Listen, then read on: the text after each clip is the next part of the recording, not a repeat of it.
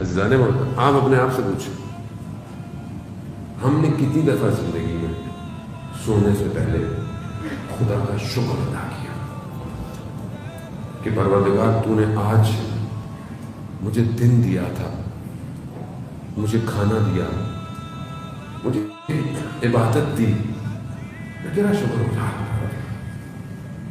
کتنے لوگ ہم روز سونے سے پہلے شکر کرتے ہیں؟ ہم تو پتہ نہیں کیسے سوتے ہیں۔